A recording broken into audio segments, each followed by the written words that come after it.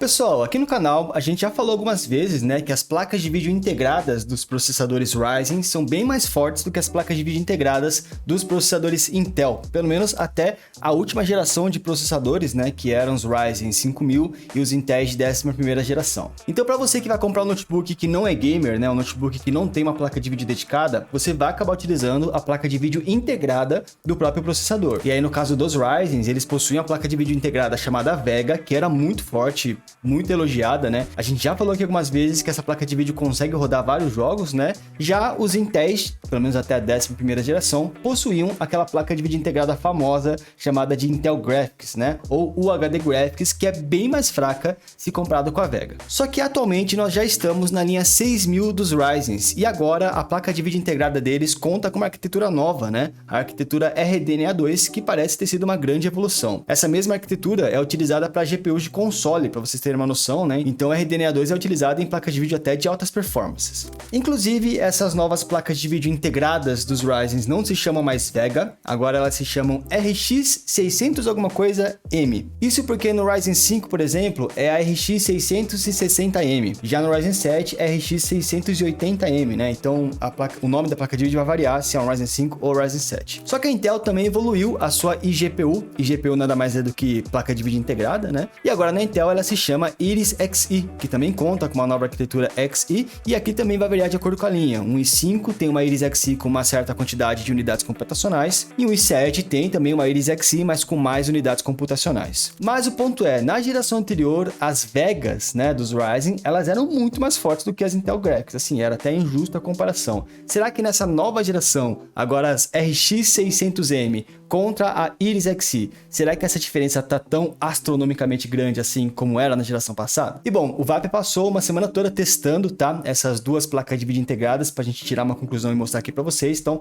esse vídeo é justamente para responder essa pergunta. Vamos ver quem que tá ganhando essa guerra de placa de vídeo integrada por enquanto. Só que antes da gente ir pro teste, pessoal, apenas um recadinho que é o seguinte: se você tá vendo esse vídeo porque você quer comprar algum notebook nessa faixa de preço, né, ou você só se interessa por tecnologia, você já tem o seu notebook, mas quer comprar de repente um periférico, uma cadeira nova, um monitor novo, eu recomendo que você participe dos nossos grupos de promoções, tá? Nesses grupos a gente posta aí promoções de notebooks, inclusive notebooks com placa de vídeo integrada, notebooks gamers parrudo, de tudo, né? E também periféricos, monitores, cadeiras. Então, os links estão aqui na descrição. Tem grupo no Telegram, grupo no Discord, então você pode participar aí da comunidade, não só para aproveitar as promoções, mas também para tirar dúvidas, né? Conversar com a comunidade em si. Os nossos grupos estão bem grandes, tem mais de 20 mil participantes, tanto no Telegram como também no Discord, então vem participar que você vai conseguir economizar um pouquinho nas suas próximas compras. E claro, né, não vai esquecer aí também de deixar o seu gostei, porque com essa sua ajuda o vídeo ele consegue ser espalhado melhor aí na internet. Também se inscreve no canal para acompanhar os próximos vídeos, mas vamos lá. Deixa eu sentar aqui com o VAP e falar sobre os resultados dos testes para ver qual que é a melhor placa de vídeo integrada no momento.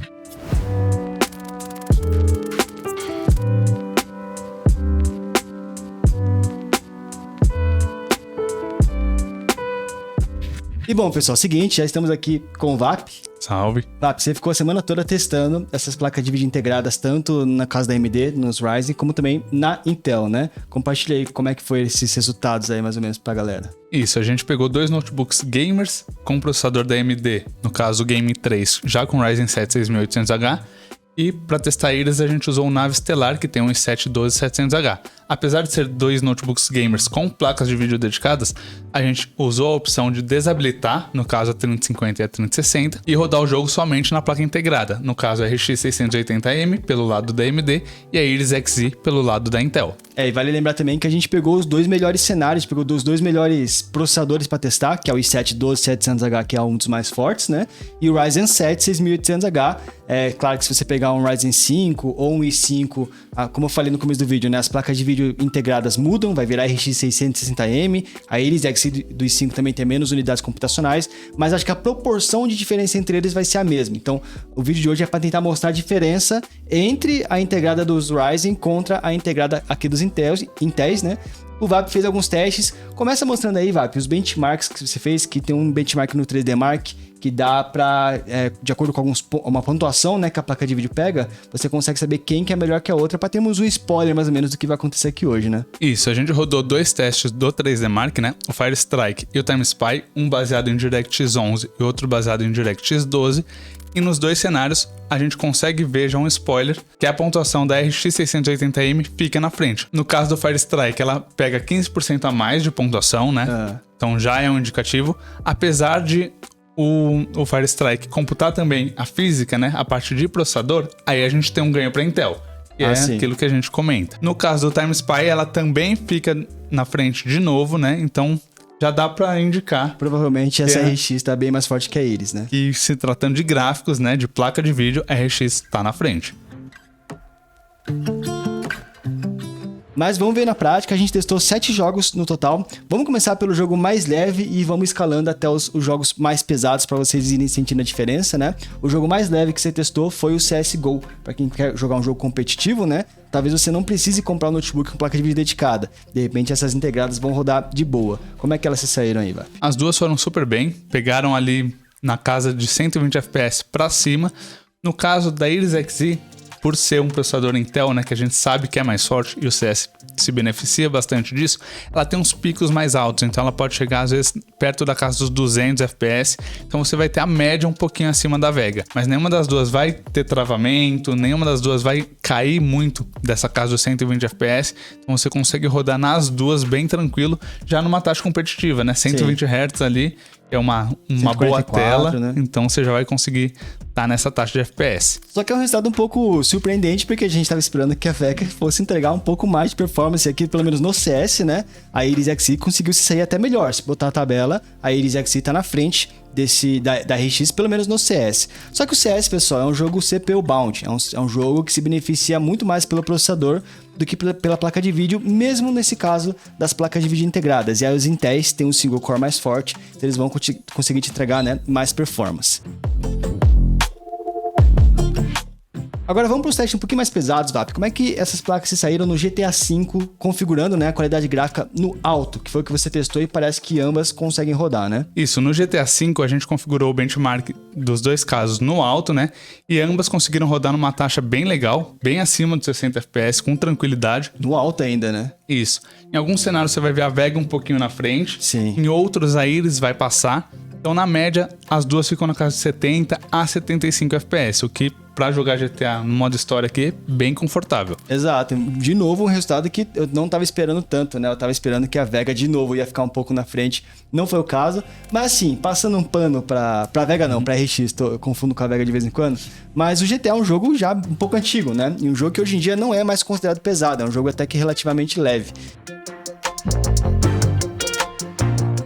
Vamos começar a pesar um pouco mais os jogos. Então vamos para um Red Dead Redemption 2, Vap, que é um jogo aí que sim, já estamos falando de um jogo mais pesado, né? Um jogo mais atual, inclusive um jogo que a gente utiliza como benchmark. Como é que elas se saíram na comparação aí? Red Dead é outro cenário onde o resultado das duas dá um empate, né? 40 FPS contra 39, só que aqui é um jogo já mais pesado. Então nas duas você pode ter algum probleminha de carregamento de textura. Lembrando que a gente rodou os 2 testes em Full HD, né? Que é uma qualidade ideal para hoje em dia. Os 2 cenários na qualidade mínima e mesmo assim você ainda pode ter algum cenário de um errinho. Então é um jogo que já é recomendado você partir para uma placa de vídeo dedicada de fato.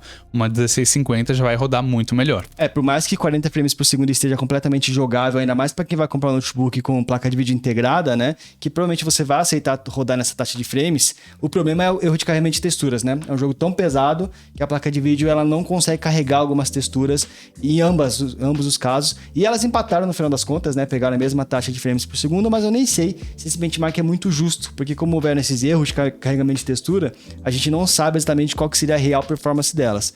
Se você aceitar esses pequenos errinhos, às vezes uma textura não carregar a outra, dá para se dizer que ambas também rodam aí na faixa dos seus 40 frames por segundo do Red Dead. Então, temos aqui, já testamos 3 jogos, certo? CS, GTA e Red Dead, e nesses 3 jogos eles empataram. Tanto a RX 680M como a Iris Xe pegaram basicamente a mesma performance. A Iris teve até uma vantagem ali no CS por conta do processador da Intel.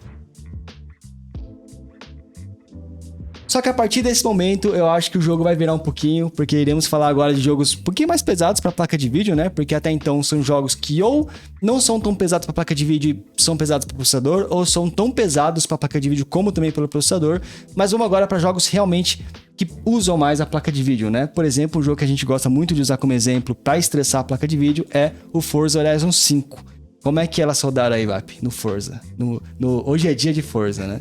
Aqui a gente vai usar o Forza, que é um jogo que normalmente a gente usa para testar a placa de vídeo, né? Que ele é bem pesado graficamente, dependendo da configuração. A gente colocou os dois para rodar em Full HD no preset do médio.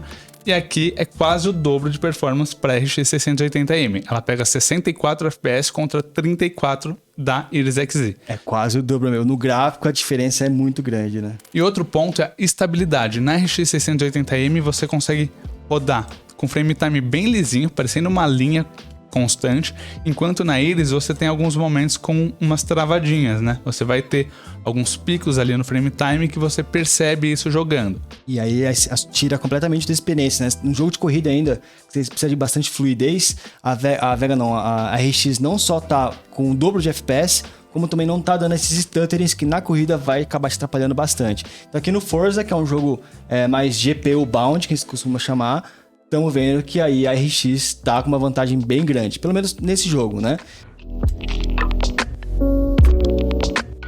Vamos então pro próximo jogo, que seria o Spider-Man, um jogo mais recente que é muito pesado também para placa de vídeo.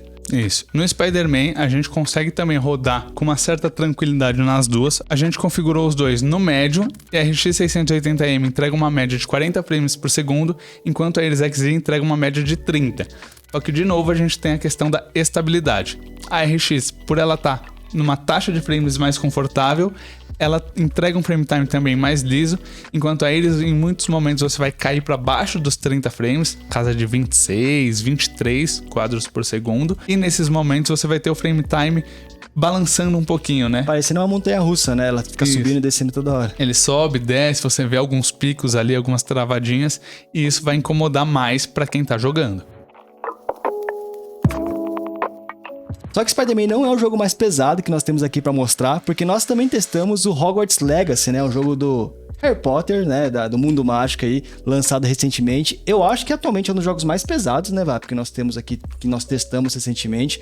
É um Hogwarts Legacy, ele consegue ser muito pesado até pra uma 3070 Ti. E eu imaginava que não iria rodar numa placa de vídeo integrada, mas acabou que rodou, pelo menos na RX 680M, né? A gente configurou nos dois cenários, né? Tanto para RX como para Iris Xe, no baixo, usando o FSR 1.0, que é teoricamente mais leve. E a gente consegue uma média de 45 quadros por segundo na RX 680M, enquanto na Iris Xe a gente fica na casa dos 26. Então aqui você tem de novo uma diferença bem grande no número de FPS. Sim, abaixo de 30 já começa a ficar um pouco injogável para algumas pessoas, né? E de novo repete também a questão da estabilidade. Na RX 680M você tem quase o tempo todo um frame time bem lisinho, parecendo uma linha reta. Só que pode acontecer de vez em quando algumas travadinhas, alguns stutterings de realmente um congelamento na tela. Ainda estamos falando de uma placa de vídeo integrada, né? Ela não vai se comportar exatamente como uma dedicada. De vez em quando acontece umas travadinhas, né? Isso. Enquanto na Iris Xe você não tem essas travadas de realmente congelar a imagem, só que você tá o tempo todo com o frame time mais bagunçado, hora que você tá na casa de 26 FPS. Então, já abaixo de 30 já fica mais chato para jogar, principalmente com mouse e teclado. Você vai sentir mais essa diferença, né? A demora no tempo de responder os seus comandos. Então, é realmente uma diferença bem grande no número e no conforto ao jogar. E pra finalizar, nós testamos um jogo muito curioso pelo resultado que a gente teve, que foi o Warzone 2, né? O novo Call of Duty aí, Modern Warfare 2, só que especificamente no Warzone. Muita gente quer jogar Warzone, principalmente nesses notebooks mais de entrada, né? E muita gente imagina que também não vai rodar. Pelo menos o Warzone tradicional não rodava muito bem nas Vegas ou também nas Intel Graphics, né, de antigamente. Só que, surpreendentemente, o Warzone 2 não parece estar tão pesado assim. Você conseguiu rodar na placa integrada dos Ryzen, né? A gente configurou o Warzone de novo no mínimo, né, no preset do baixo, só que renderizando ele em Full HD, né, usando a escala de resolução em 100%, com o FSR ligado. E aí, na RX 680M, a gente consegue atingir a casa dos 60 quadros por segundo, o que é bem legal. Né? Para uma placa de vídeo integrada, você consegue rodar um jogo assim novo, Um Battle Royale que é bem pesado, um COD a 60 frames por segundo é bem interessante. Só que essa notícia não foi tão boa pra Iris Xe, né? Isso. Na Iris Xe, aí a gente já tem um cenário completamente diferente. Mesmo colocando na mesma configuração do baixo, usando o FSR, ela simplesmente não consegue rodar. Ela não carrega as texturas, você vê um fundo todo colorido ali onde deveria estar o chão do mapa do Warzone, né? A gente chegou até a diminuir a escala de renderização, né? Colocou para renderizar em 540p, o que fica muito feio, você mal vai conseguir enxergar as coisas e mesmo assim ele não consegue. Aqui não sei se é uma questão de VRAM da placa de vídeo, o modo como ela gerencia isso, mas ele continua tendo erros de textura, fora que você mal vai enxergar o seu inimigo. Então realmente o Warzone dá para decretar que não roda numa Iris Xe. Só lembrando, pessoal, aqui a gente testou 2 notebooks gamers com processadores gamers, né, série H e processador muito forte. Quando você for comprar, né, visando a placa de vídeo integrada, você vai estar olhando para notebooks sem placa de vídeo dedicada, né, e com processadores um pouco mais fracos, ou de série U, ou realmente versão mais fraca. E aí, nesse caso, o desempenho não vai ser exatamente o mesmo que a gente teve aqui, né? A gente pegou o melhor cenário possível, né? Os melhores processadores, né? Mas, muito provavelmente, a diferença entre a placa de vídeo integrada da AMD e um processador mais fraco e a Iris Xe em um processador mais fraco vai se manter. A AMD vai te entregar, sim, desempenho muito melhor. A não ser, é claro, que você encontre algum notebook ultra fino com um Ryzen 7 6800H, por exemplo, que a gente já viu. Eu peguei um notebook recentemente que tem um i7 12700H, ele tem uma Iris Xe, por exemplo, né? De repente dá para encontrar um notebook ultra fino com esses processadores muito fortes também, mas deu para ver que a RX 680M ou as placas integradas, né, dos Ryzen continuam muito mais fortes ainda do que os da Intel.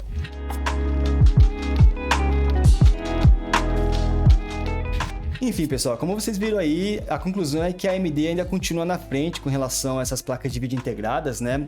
Assim como era nos Ryzen 5000, agora também nos Ryzen 6000. As RX 600M ainda estão muito mais fortes, né, do que a Iris Xe. Quem sabe a Intel agora lançando as placas de vídeo Arc, de repente elas comecem a melhorar a placa de vídeo integrada dos seus notebooks. Mas se você quer comprar um notebook que não é gamer ainda, né, um notebook que não tem placa de vídeo dedicada, mas quer rodar uns joguinhos, você quer uma placa de vídeo um pouquinho mais forte, dê preferência para os Ryzen, porque a diferença de performance é bem grande. Por enquanto, aqui no mercado brasileiro, ainda não apareceram muitos notebooks com os Ryzen 6000, pelo menos nos notebooks de entrada, né? Já tem Ryzen 6000 nos notebooks gamers, mas no de entrada ainda vão começar a aparecer, mas mesmo na linha 5000 ou na 6000, a conclusão é a mesma, eles ainda são melhores do que as versões com a Iris Xe, com as versões com Intel. Mas é isso, pessoal, espero que vocês tenham curtido esse vídeo. Se vocês curtiram, não se esquece, tá? Deixe seu gostei para apoiar aqui o nosso trabalho. Se inscreve no canal se você curte esse tipo de conteúdo de tecnologia, principalmente notebooks gamers, porque toda semana, quase todo dia, para falar a verdade, nós lançamos vídeos por aqui, fechou? E bom, vejo vocês no próximo vídeo então. Até mais, valeu!